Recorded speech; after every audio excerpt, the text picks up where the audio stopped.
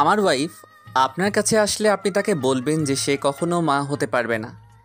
সে সেই ক্ষমতা হারিয়েছে অনেক আগেই। ডক্টর মিতার সামনে থাকা ফাইলটা হাত থেকে নামিয়ে রেখে আরিশ বলে উঠল। ডক্টর মিতা তিনি একটু ভাবুক সুরে বললেন, বাই এনি চান্স যদি সে কনসেপ্ট করে যায় তখন কি করবেন আপনি? আরিশ একরোখা হেসে বলল, আমি অনেক বেশি প্রোটেক্টিভ এই ব্যাপারে, তাই এই বিষয়টা নিয়ে নিশ্চিন্ত থাকুন। ডক্টর মিতা গালে হাত রেখে উৎকণ্ঠা নিয়ে বললেন, এত বড় মিথ্যে বলাটা কি ঠিক হবে? না মানে মাতৃত্ব হলো প্রতিটি মেয়ের জীবনেই বড় স্বপ্ন, আর আমি তাকে নিমেষেই এভাবে ভেঙে চুরমার করে দেবো? তাও আবার কারো কাছে তার আদর্শ টিচার হিসেবে এভাবে বিশ্বাস ভাঙবো? আরিশ কপালটার চামড়া হাত দিয়ে ইতস্ততভাবে ভাঁজ করে জিভটা দিয়ে ঠোঁটটা ফিচিয়ে নিষ্প্রভ কণ্ঠে বলল, তার বিশ্বাস অনেক আগেই ভেঙেছে, আর সে জানেও যে সে মা হতে পারবে না। আর দেখুন, আপনি আরুষির কলেজের একজন খ্যাতনামা প্রফেসর, এবং আরও নিজে আমাকে জানিয়েছে যে আপনি ওর কাছে ওর বর্তমানের আদর্শ। আপনি যা বলবেন ও বিশ্বাস করবে, আর আপনি তো ওর অবস্থা নিশ্চয়ই বুঝবেন। ও কনসিভ করলে ভবিষ্যতের কথা বাদই দিলাম, বর্তমানে ওর কি হতে পারে, বিষয়টা লাইফ রিস্কে চলে যাবে, বুঝতেই পারছেন। And I can't lose her. Doctor Mita চোখের চশমাটা ঠিক করে বলল, আমার একান্তর প্রিয় একটা ছাত্রীর সুন্দর জীবন দেখতে এটুকু মিথ্যে আমি বলতেই পারি, কিন্তু সে যদি কখনো সত্যিটা জানতে পারে তখন কি করবেন আপনি মিস্টার আরিশ? সে আপনাকে সহ আমাকেও ভুল বুঝবে। কথাটা কর্ণগোচর হতেই আরিশ দীর্ঘশ্বাস ছেড়ে বলল, তখনকার কথা তখন ভাবা যায় ডক্টর। আমি ভবিষ্যৎ নিয়ে চিন্তা করি না, বর্তমানটাকে সুন্দর করে বাঁচতে চাই, যাতে সুন্দর একটা অতীত রেখে যেতে পারি। That's it. আজ তাহলে আসি। আরিশ উঠতে গেলেই ডক্টর মিতা বলে উঠলেন, বাই দ্য ওয়ে, আপনি কি সত্যি আরুষির ভালোর জন্য এই মিথ্যে কথাটা আমাকে বলতে বাধ্য করছেন, নাকি এর পিছনে আপনার কোনো স্বার্থ কথাটা ডক্টর মিতা পুরোপুরি বলে উঠতে পারলেন না। তার আগেই আরিশ বলে উঠল, বিয়েটা হয়েছিল জোর করেই। আমি জোর করেছিলাম বিয়েটা করতে, বলতে গেলে আরুষিকে বাধ্য করে বিয়েটা করেছিলাম। আসলে হারাতে ভয় পেতাম, তাই চেষ্টা করতাম নিজের করে রাখার। আমার তরফ থেকে ওটা লাভ ম্যারেজ, আর আরুষির কাছে সেই বিয়েটার কোনো নাম আছে কি আমার জানা নেই, আর আমি জানতেও চাই না। এর থেকে বেশি কিছু জানতে হলে আপনি আমার সম্পর্কে আরুষিকে নির্দ্বিধায় প্রশ্ন করতে পারেন, উত্তর পেয়ে যাবেন। কথাটা বলে আরিশ মুচকি হেসে বেরিয়ে গেল। আরিশের বলা কয়েক লাইনের উত্তর শুনে হয়তো ডক্টর মিতার আর বুঝতে অসুবিধে হলো না যে আরুর প্রতি আরিশের ভালোবাসাটা ঠিক কেমন। উনিও মুচকি হেসে নিজের কাজে মনোযোগ দিলেন। মেডিকেল কলেজ থেকে বেরিয়ে গাড়িতে উঠতেই আরিশ ফোনটা পকেট থেকে বার করতেই দেখল সানার কল এসেছে। সানা দরকার ছাড়া সচরাচর কল করে না দেখে আরিশ কপাল কুঁচকে কল ব্যাক করতেই অপর পাশ থেকে নিমেষেই কল রিসিভ হলো, আর সাথে সাথেই সানা বলে উঠল, ভাইয়া, তুই কি হসপিটালে? আরিশ ঘড়ির দিকে তাকিয়ে সামনের দিকে তাকিয়ে বলল, এই ভর দুপুরে হসপিটালে থাকবো না তো কোথায় থাকবো? কথাটাই যেন সানা বেশ ঘাবড়িয়ে গেল। আর সানার এমন চেহারা দেখে আরও কিছুটা দূরত্বে দাঁড়িয়ে ফিসফিসিয়ে বলল, বল, এমনি বললাম, আমি কি তোর খবর নিতে পারি না?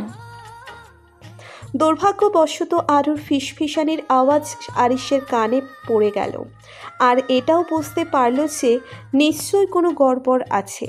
তাই ততক্ষণে সানার কিছু বলার আগে আরিশ বলল, কেন, কি হয়েছে? সানা এবার ঢোক গিলে আরুর বলা কথাগুলোই রিপিট করে বলল, আমি তো তোর বোন, তোর বোন হয়ে তোর খোঁজ নিতে পারি না? হ্যাঁ। আরিশ বুঝতে পারল এটা আরু শিখিয়ে দিয়েছে, তাই মুচকি হেসে আগের সিরিয়াসনেসটা ফিরিয়ে বলল, অবশ্যই পারিস। তা বেশ, আর কিছু বলবি? আরু আবার সানাকে শিখিয়ে দিতেই সানা বলল, না মানে আরও বলছিল যে আরও তোকে নিয়ে নাকি আজকে বাজে স্বপ্ন দেখেছে, আর তুইও বাসার বাইরে, তাই ভয় পাচ্ছিল যে তোর কিছু হয়নি তো, তাই তাই আমাকে খবর নিতে বললো তোর। এই যা। আরিশ ভ্রু কুঁচকে বলল, তার দিনের বেলার স্বপ্নগুলো আমাকে নিয়ে যে এত ধামাকাদার হয় জানতাম না তো। যাই হোক, তার স্বপ্নে যে আমি আছি এটা শুনেই কান সার্থক আমার। ফোনটা লাউডেই দেওয়া ছিল, তাই সবটা আরুর কানে যাচ্ছিল। আরও মুখ ভাঙচি দিয়ে বিড়বিড়িয়ে বলল, বয়েই গেছে তোকে নিয়ে আবার স্বপ্ন দেখতে। আমার ঘুম আর স্বপ্নের মধ্যে আমি তালা মেরে রেখেছি, সে যেন আসতে না পারে। সানা আরুকে চুপ করতে বলল। এই কথাটা আরিশ শুনতে পায়নি, তবে বলল, তাহলে সে নিজেই আমাকে ফোন করলে পারতো। সানা কথা ঘোরানোর জন্য বলল, চিনতে হয়তো এটা মাথায় আসেনি। যাই হোক, তুই তাড়াতাড়ি বাসায় ফিরছিস তো? তাড়াতাড়ি ফিরবি তো? কথাটা সানা রিপিট করে বলল। তাতে আরিশ ভাবল যে জিলাপির মাঝে ডবল প্যাচ, আর তার আজকে বাসায় তাড়াতাড়ি করে দেরি করে ফেরার মাঝেই কোনো গল্প আছে। তাই আরিশ চালাকি করে বলল, না, আজকে ফিরতে লেট হবে, আজকে অনেক কাজ। আচ্ছা, রাখছি। সানা মুখের হাসিটা চওড়া করে দাঁত বার করে হেসে বলল, আচ্ছা। সানার কণ্ঠের মাঝে উৎফুল্লতা আরিশের আর বুঝতে অসুবিধে হলো না। তবে তার লেডি গুন্ডিটা কি ছক কষেছে সেটাই ভাববার বিষয়। আরিশ সানার কলটা কেটে আরুকে কল করলো। সানা আর আরু সবে খুশিতে তাদের নাচানাচি শুরু করবে, ঠিক তখনই আরিশের কল আসলো আরুর ফোনে। আরুর পিলে চমকানোর মতো অবস্থা। আজ যে করেই হোক ওদেরকে আজকে সন্ধ্যায় বাসা থেকে বার হতেই হবে, না হলে সব প্ল্যান ক্যান্সেল হয়ে যাবে। আর ফোনটা হাতে নিয়ে দাঁড়ালো আর সানার দিকে ভয়াবহতা দৃষ্টি নিয়ে তাকাতেই সানা বলল, ফোনটা ধর। আরও বিলম্ব না করে চটপট করে ফোনটা ধরতেই আরিশ রাগি রাগি কণ্ঠে বলল, ফোনটা ধরতে এত লেট হলো কেন? আরও অবাক হয়ে বলল, কোথায় লেট হলো? আমি তো তৎক্ষণাৎ ফোনটা ধরলাম, আর এমনও তো না যে কল কেটে গেছে। আরিশ ধমক দিয়ে বলল, কলটা কেটে ধরতে তুমি 10.23 সেকেন্ড লেট করেছো। যাই হোক, তা কি করছিলে বলো? আরও কিছুক্ষণ আগের ঘোরটা কাটিয়ে উঠতে পারেনি, তাই উৎফুল্ল হয়ে বলে ফেলল, এই তো নাগিন গানটাতে নাচ দিতে যাচ্ছিলাম আর আপনি ফোন করলেন। আপনার টাইমিং একদম ভালো না। আরিশও আরুকে লজ্জা দেওয়ার জন্য বলল, রাতে আমার টাইম জ্ঞান বেশ ভালোই থাকে, তা নিয়ে প্রশ্ন চলে না কি? তাই তো আরু পাখি। আরু বা সানার বুঝতে অসুবিধে হলো না ঠিক কী বোঝাতে চাইল আরিশ। সানা মুখ টিপে হেসে সরে গেল ওখান থেকে। আরু দাঁত কিরকির করে কিছু বলতে যাবে, তখনই আরিশ বলল, সানা পাশ থেকে সরে গেছে। আরু অবাক হয়ে বলল, কিন্তু আপনি কি করে জানলেন? আরিশ মুচকি হেসে বলল, হ্যাঁ, জানতে হয়। যাই হোক, আমি নাকি তোমার স্বপ্নে এসেছিলাম, আর নাকি বেশ দাঙ্গা হাঙ্গামা করে আমার নাকি বিপদও হয়েছিল, আর তুমি নাকি অনেক চিন্তা করছিলে আমাকে নিয়ে, তাই নাকি আরু পাখি? আরু একটু রেগে বলল। তো আরিশ মুখ টিপে হেসে বলল, তোমার স্বপ্নে আমার মতো জাতীয় অভদ্র মানুষের স্থান হয়েছে।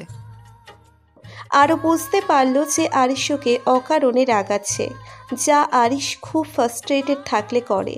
আর আরুর সাথে এমন অকারণে ফাজলামি করলে আরিশের ফার্স্ট্রেশন কমে যায়। তাই আরও বুঝতে পেরে বলল, আপসেট।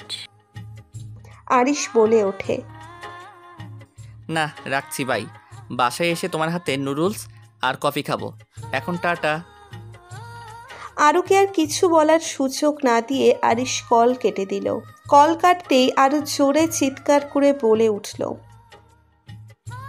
সানা, মিশন আরফ আহমেদ। বারবিকিউ টোনাইট রেস্টুরেন্টে এসেছে আরু আর সানা, আর সামনে বসে আছে আরাফ আহমেদ, যে কিনা সানার কলেজের সিনিয়র, তবে সে এখন ডক্টর। সানা ফিসফিসিয়ে আরুর কানে বলল, দোস্ত আমার ভয় লাগছে, যা বলার তুই বল। আর আমি এমন এখান থেকে উঠে যাচ্ছি, আর 1 মিনিট থাকলে হার্ট ফেল করবো চিন্তায়, শিওর। তুই সব সামলে নিস দোস্ত। আরু সানাকে উঠতে বারণ করবে, তখনই সানা বলে উঠল, আমি একটু ওয়াশরুম থেকে আসছি। সানা উঠে যেতেই আরাফ বলল, বাই দ্য ওয়ে, সানাকে তো চিনি, কিন্তু আপনি? আরু শুকনো ঢোক গিলে হেসে বলল, আমি সানার ভাবি, আরুষি। আরাফ হেসে বলল, তা ভাবিজি কি আমাকে কিছু বলার জন্য এখানে এনেছেন নাকি ননদিনী? আরও বুঝতে পারল যে আরাফ ফ্ল্যাট করছে, তাই আরও বুঝে শুনে বলল, আসলে কি ভাইয়া, কাজটা ননদিনীর, কিন্তু করতে হবে ভাবিকে, তাই আর কি। তা এমন কি কাজ যা ভাবিকে করতে হবে, তাও যদি এমন হয় একটা কিউট ভাবি? আরও মাথা নামিয়ে নিল, কি বলবে বুঝছে না। সানা ভয় কেটে পড়েছে, সুযোগ বুঝে আর ওকে রেখে গেছে। আরও দাঁত চেপে বিড়বিড় করে বলল, যার বিয়ে তার ঘুম নেই, পাড়া পড়শির ঘুম নেই। হঠাৎ পাশ থেকে আরিশ কোল্ড ড্রিঙ্কসটা টেবিল থেকে হাতে নিয়ে বলল, ভুল বললে আরু পাখি, ওটা যার বিয়ে তার হুঁশ নেই, পাড়াপড়শির ঘুম নেই হবে। হঠাৎ আরিশের কণ্ঠস্বর শুনে আরুর পিলে চমকে উঠল। এক ঝটকায় পাশে তাকিয়ে দেখল আরিশ ওর দিকে তাকিয়ে আরাম করে কোল্ড ড্রিঙ্কস খাচ্ছে। আরও কিছু বলতে যাবে তখনই আরিশের কোল্ড ড্রিঙ্কসটা আরুর মুখের সামনে ধরে পড়ল। খাও এটা, আর আমি যা বললাম ওটা ঠিক করে আরাফকে বলো। আরও আমাদের দিকে তাকিয়ে দেখল সেও মুচকি হাসছে। আরিশের দিকে তাকালো, সেও মুচকি হাসছে। আরুর গলা শুকিয়ে এলো। ভয়ে আরিশের হাত থেকে কোল্ড ড্রিঙ্কসটা নিয়ে খেতে গিয়ে দেখলো ক্যান ফাঁকা। আরু না পেরে স্ট্রটা চিবাতে লাগলো আর বিড়বিড় করতে লাগলো, মিস্টার অভদ্র এলো কোথা থেকে? আপ তেরা কেয়া হোগা আরু পাখি? স্ট্রটা চেবাতে চেবাতে এক প্রকার বিষণ্ণতা ছেয়ে গেল আরুর মাঝে। স্ট্রটার সাথে সাথে সব জিনিসগুলোও বিষাদময় হয়ে গেছে। মনের ভেতর ভয়, আক্রোশ আর স্বাভাবিক অঙ্গভঙ্গির ছন্দপতন ঘটতে লাগলো। আরও চঞ্চল মনে ভাবতে লাগলো যে ও নিজে যখনই কোনো সিক্রেট মিশনে নামে, তখনই হঠাৎ ম্যাজিশিয়ানের মতো ওনার আগমনের কারণটা আরও কখনোই বুঝতে পারে না। শরীরের মাঝের অস্থিরতা তুমুল পর্যায়ে ছড়াচ্ছে। ওদের পুরো টেবিলটা জুড়ে নীরবতা কাজ করছে, কিন্তু চারিদিকে কোলাহল। আরও ঘাটটা ঘুরিয়ে পেছন ফিরে সানাকে একটু দেখার চেষ্টা করতেই হঠাৎ আরিশ তার ঠান্ডা হাতটা আরুর গলায় ছোঁয়াতেই আরুর হাত থেকে কোল্ড ড্রিঙ্কসের ক্যানটা পড়ে গেল, আর সাথে মুখ থেকেও স্ট্রটা পড়ে গেল। আরিশ হাতটা সরিয়ে নিয়ে বলিষ্ঠ কণ্ঠে ভ্রু কুঁচকে প্রশ্ন করল, তুমি এখানে কি করছো? তোমার না বাসাতে থাকার কথা ছিল, আর এই লোকটাই বা কে? আরও আরাফ নামক স্বল্প চেনা লোকটার দিকে পিটপিট করে পলক ফেলে পুনরায় আরিশের দিকে তাকিয়ে হালকা মিনমিনে কণ্ঠে বলল, আমি ওনাকে চিনি না। আরিশ আরুর দিকে খানিকটা এগিয়ে গেল। চেয়ার সহ সমস্ত মানব শরীরটা এগিয়ে আসায় টাইলসের ফ্লোর আর চেয়ারের তীব্র ঘর্ষণে উৎপন্ন আওয়াজে আরও বেশ চমকে উঠল। আরিশ কঠিন সুরে বলল, চেনো না মানে? না চিনলে তুমি এখানে ওনার সাথে তাও একটা রেস্টুরেন্টে দেখা করতে এসেছো, কারণ কি? আরও মাথা নিচু রেখেই বলল, আমি সত্যিই ওনাকে চিনি না, বিশ্বাস করুন। সানাই তো। কথাটা পুরো বলতে যাবে সেই মুহূর্তে পাশ থেকে কারোর তীব্র গতিতে ধপাস করে পড়ার শব্দে পাশ ফিরল সবাই। সানা পড়ে গেছে, আর তাকে দেখে, তার এবং তার হাবভাব দেখে যে কারোর পক্ষে বোঝা সম্ভব যে চোর পুলিশের খেলায় চোর পালানোর ব্যর্থ চেষ্টা করতে গিয়ে ধরা পড়েছে। আরও সানাকে পড়ে যেতে দেখে ছুটে গিয়ে ওকে ধরে তোলার চেষ্টা করলো, কিন্তু সানা ওঠার চেষ্টা করছে না। তাকে দেখে মনে হচ্ছে যে তার পা জোড়া কেউ যেন ফ্লোরের সাথে আঠা দিয়ে চিপকে রেখেছে। আরও বিড়বিড় করে পড়ল, ওর এসব করে লাভ নেই। জলদি ওঠ, মিস্টার অভদ্র চলে এসছেন। এবার যা যা জিজ্ঞাসা করবে খালি মাথা নাড়াবি, এছাড়া আর উপায় নেই। সানা ভয়ার্থ সুরে বলে উঠল। মান সম্মান আর রইল না, কি করতে এলাম আর কি হয়ে গেল। ভাইয়াটাও যে কি করে সঠিক সময়ে পৌঁছে যায় বুঝি না। দূর থেকে আরাফ আহমেদ তার মুখে রসিকতাময় বুলি ছুঁড়ে বললেন। কি হলো ভাবিজি, ননদিনীর কি হাত পা ভাঙবে নাকি? আমাকে কি ধরে উঠতে হবে? সানা লজ্জায় চোখ মুখ খিচে রইল। এসেছিল তাকে প্রপোজ করতে, আর এসে নিজেই বেকুব হয়ে গেল। ভেবেই মাথা কাটা যাচ্ছে লজ্জায়। সানা উঠে দাঁড়ালো আর ওনার দিকে ফিরে পড়ল। না না ভাইয়া, কোনো সমস্যা না, আমি ঠিক আছি। কথাটা বলে বৃথা হাসি দেওয়ার চেষ্টা করতেই নিজেকেই যেন ভীষণ রকমের বোকা মনে হতে লাগলো সানার। আরিশ উঠে দাঁড়িয়ে আরাফের দিকে একবার তাকিয়ে আরুর দিকে রাগী দৃষ্টিতে তাকিয়ে পড়ল কটমট কণ্ঠে। বাকি কথা বাসায় ফিরে হবে, but you have only 2 minutes. আমি গাড়িতে বসে কাউন্টডাউন শুরু করব। 1 মিনিটও দেরি হলে খবর আছে। কথাটা বলে আরিশ বেরিয়ে যেতেই সানা ফিসফিসিয়ে আরুকে বলল। আমি জানি না যে ভাইয়া কি করে এখানে পৌঁছালো, তবে যে উদ্দেশ্য নিয়ে এসেছি সেটা হয়তো আর পূরণ হবে না। না জানি উনি আমাকে কি ভাববেন। সানাকে আরুর সাথে একান্তে ফিসফিসিয়ে কথা বলতে দেখে আরাব বলে উঠল। এই যে মিস, ভাবিজির ননদিনী, দেখে চলাফেরা করতে পারো না নাকি চোখে কম দেখো, কোনটা? আরাফের কথাটা শুনে আরুর বেশ রাগ হলো। তবে এতগুলো লোকের সামনে এমন একটা ঘটনা, তার এমন মন্তব্য শুনে সানার কান্নার একটা ভাব চলে এলো। যা ভেবে এসেছিল তার কিছুই হলো না। আরাফের কথার প্রত্যুত্তরে কোনো জবাব না দিয়ে সানা বিষণ্ণ মুখ নিয়ে হন হন করে বেরিয়ে গেল। আরাফ এসে আরুর পাশে এসে দাঁড়ালো। হঠাৎ ওনার পাশে এসে দাঁড়ানোতে আরু খানিকটা চমকে উঠল, আর ওনার দিকে চোখে চোখ রেখে কথা বলার সাহস পেল না। আরু অপরাধবোধ কণ্ঠে বলতে শুরু করলো।